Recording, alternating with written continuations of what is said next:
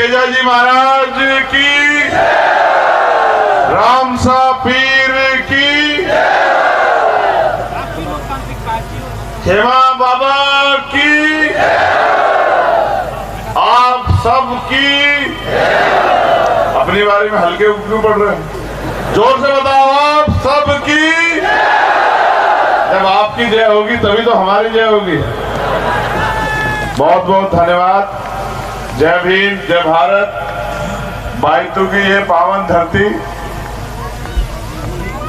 इस धरती पर उपस्थित ये विशाल जनसमूह, मेरे प्यारे भाइयों, सम्मानित बुजुर्गों, सभी समाज की सरदारी, माताओं बहनों, प्यारे बच्चों,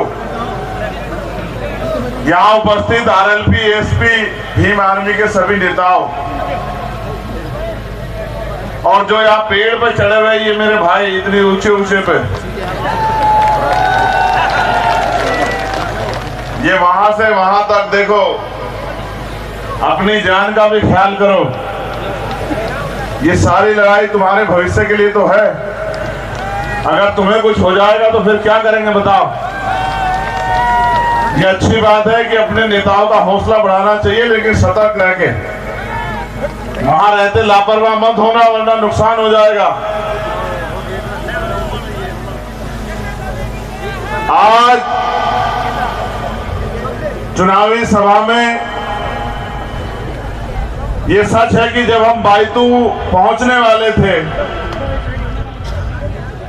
तो नागौर के वर्तमान सांसद और राजस्थान के भावी मुख्यमंत्री भाई हनुमान बेनीवाल जी ने मुझसे कहा कि इधर देखो आजाद भाई बाएं तरफ। तो मैंने देखा कि पूरी जहां तक नजर आ जा रही थी गाड़ियां ही गाड़ियां। फिर कहा अच्छा बाएं तरफ देखो, तो मैंने देखा नौजवान वहां से दौड़ लगा रहे थे गाड़ियों से निकल के, हेलीकॉप्टर देख के। फिर मुझसे कहा कि सभा की तरफ देखो, तो यहां भी आप बड़ी संख्या में मौजूद। मैं इस प्यार के लिए, और ये प्यार मैं समझता हूं एक दिन में तैयार नहीं हुआ होगा।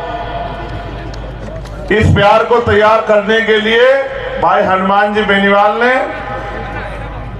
यहां पिछली बार जो बहुत कम अंतर से हमारे प्रत्याशी जो हार गए थे, जो थोड़ी सी कमी रह गई थी, उन्होंने बहुत मेहनत की है।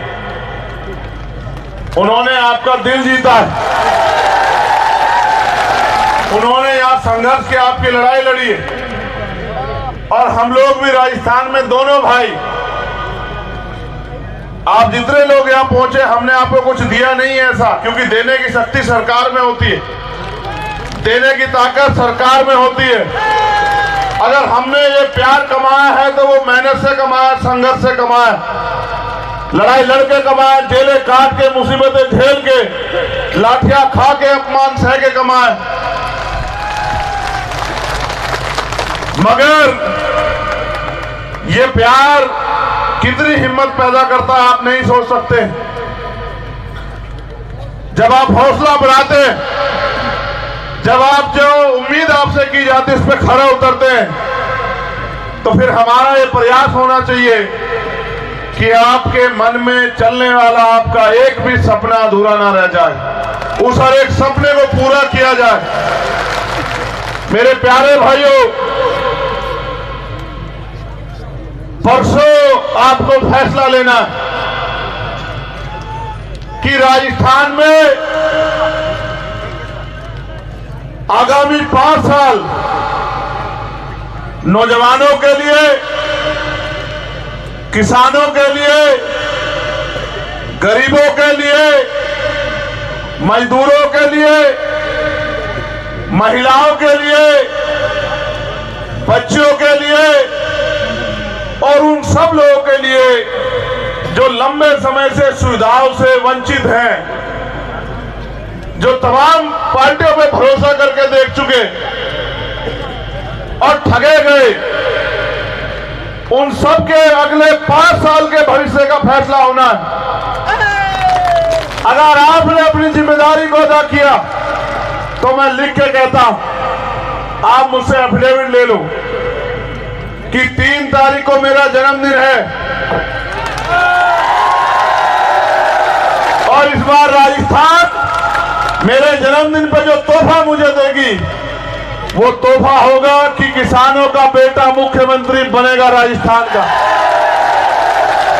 लेकिन मेरे प्यारे भाइयों, अगर राजस्थान का मुख्यमंत्री इनको बनाने के लिए कोई व्यक्तिगत मुझे जोर लगाने होते तो मैं इस काम को कर लेता सबसे लड़के। मेरा तो वोट भी यहां नहीं है, यहां तो ये ताकत आपके हाथ में है, आपके अंगूठे में है। मेरी बात पे गौर करना। किसी भी समाज के पास 5 तरह के बल होते हैं। पहला बुद्धि बल, दूसरा बाहुबल, तीसरा धन बल, चौथा जनबल और सबसे जो जरूरी होता है वो होता है मनोबल। आप ये सोचते थे कि यहां तो क्या तो भाजपा जीतेगी या कांग्रेस, और आप मजबूरी में आप भाजपा से भी परेशान थे और कांग्रेस से भी। लेकिन ये सोचते थे कि जीत तो यही सकते हैं, इसलिए उनको 5 साल अगर भाजपा से पिटे तो कांग्रेस को वोट देते थे, और अगर कांग्रेस के भ्रष्टाचार, लूटपाट, अन्याय, अत्याचार जुर्म से पिटे तो भाजपा को वोट देते थे। पिछली बार मैं नहीं था साथ में, मेरे पास पार्टी भी नहीं थी।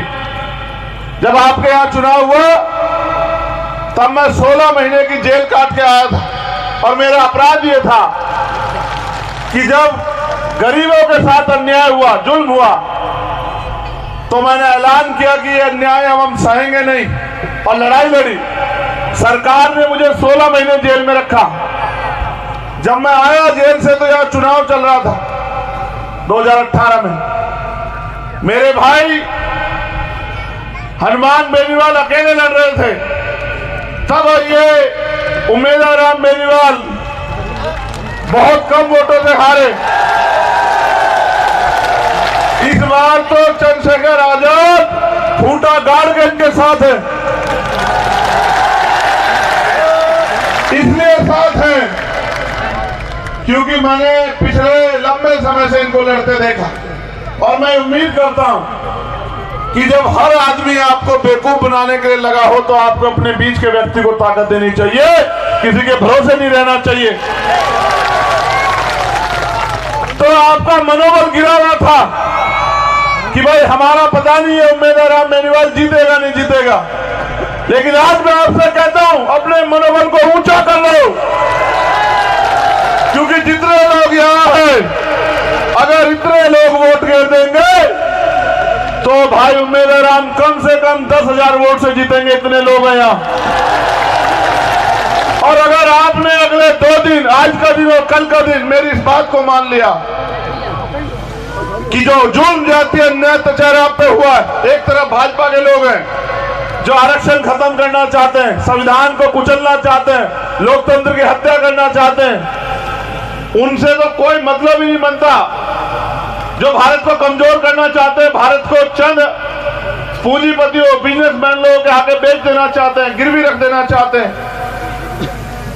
देश के प्रधानमंत्री कहते हैं कि मैं बहुत शक्तिशाली हूं, लेकिन जब चाइना आंख दिखाता है तो प्रधानमंत्री जी मुंह फेर लेते हैं। मैंने कई बार कहा प्रधानमंत्री से कि चलिए ना चाइना की तरफ, हम सब आपके साथ हैं, चाइना को एक दिन में ठीक ना कर दिया तब आप बताना। ये भारत के वीरों का खून है, किसानों का, नौजवानों का। ये जब फैसला लेता है तो पीछे पलट कर नहीं देखता। इतिहास इस बात का गवाह ने अंग्रेजों के दांत खट्टे किए हैं। लेकिन मेरे लोगों, भाजपा से तो आप बच जाओगे, तो 3रे नंबर पे है, लेकिन दूसरा आपका सामना कांग्रेस से होगा। उस कांग्रेस से जिसने मेरे और आपके सीने पे इतने जख्म दिए पिछले 5 साल में कि अगर आप गिनती करने जाओगे तो आपकी कलम की स्याही सूख जाएगी। इंद्र मेघवाल अपराध क्या था? मटकी छूली। जितेंद्र मेघवाल अपराध क्या था? मूछें रख ली। कोजाराम मेघवाल, कार्तिक भील, पूरन रेगर, ओम प्रकाश रेगर, ओम प्रकाश जाट, तोला गुजर, नासिर जुनैद, जिन 2 बच्चों को हरियाणा के गुंडे उठा के ले गए और मार मार के इतना, और फिर गाड़ी में बिठा के जिंदा जला दिया, और यहाँ की सरकार बैठ के तमाशा देखती रही। जब हमने राजस्थान, हरियाणा, उत्तर प्रदेश, उत्तराखंड, 4 प्रदेश में आंदोलन करा, तब मुख्यमंत्री दिल्ली छोड़ के आते। कभी मैंने आपको कमजोर नहीं पड़ने दिया, लेकिन आप ये सोचो कि अगर हम ताकत में होते तो क्या किसी मां की कोख सूनी होती? क्या कोई बेटा अपने पिता को खो देता? क्या कोई अपने भाई को खो देता? ऐसा कोई अपराध नहीं होता जिससे किसी के घर में अंधेरा हो जाए, और अगर अपराध कोई कर देता तो उसे बचाने वाला राजस्थान की धरती पे कोई नहीं होता, वो अपनी सही जगह जाता, जेल में। आपके साथ जो अन्याय हुआ है, सरकार में बहुत ताकत होती है। मैं विश्वास के साथ कहता हूं, हर एक अन्याय को जिसको छिपाया गया उसकी जांच करा के उन आरोपियों को जेल में भेजने का काम करेंगे। और जिन अधिकारी कर्मचारियों ने सत्ता के प्रभाव में आके अपनी नौकरी, अपनी ड्यूटी से समझौता किया, मैं उनसे भी कहना चाहता हूं, सत्ता आने जाने वाली चीज है। 18 तक भाजपा के पास थी, अब कांग्रेस के पास है, और 2023 3 दिसंबर जब रिजल्ट आएगा तो आरएलपी एसपी के पास होगी, आप याद रखना। हम आपसे कोई गलत काम नहीं कराएंगे, बस ये उम्मीद करेंगे किसी सामंती, किसी ताकतवर के आगे आप किसी गरीब के साथ अन्याय ना कर दो, इस बात का आप ध्यान रखना। मैं आपसे कहना चाहता हूं, अगर सच में आप ये चाहते हो कि राजस्थान के नौजवानों को रोजगार मिले, महंगाई भ्रष्टाचार से राजस्थान मुक्त हो, यहां रहने वाले हर जाति धर्म के लोग सुरक्षित हों, धर्म और जाति के नाम पर अन्याय भेदभाव ना हो, गरीबों को, भूमिहीनों को भूमि मिले, बड़ी बड़ी इंडस्ट्रियां लग के रोजगार के साधन तैयार हो, बहन बेटियां सम्मान से जिए, सुरक्षित रहें, राजस्थान खुशहाल हो। अभी तो 70 साल में पीने का साफ पानी भी सरकारें नहीं पहुंचा पाई आप तक, आप खुद जानते हो सारी बात को। जिन्होंने आपके जीवन की परवाह नहीं की, आपके आंसू नहीं देखे, आपका दुख नहीं देखा, आप उन पे भरोसा करके धोखा मत खा जाना मेरे लोगों, वरना ये होगा कि अगले 5 साल जो जुल्म जाति अन्याय अत्याचार होंगे, कहीं ना कहीं हमारी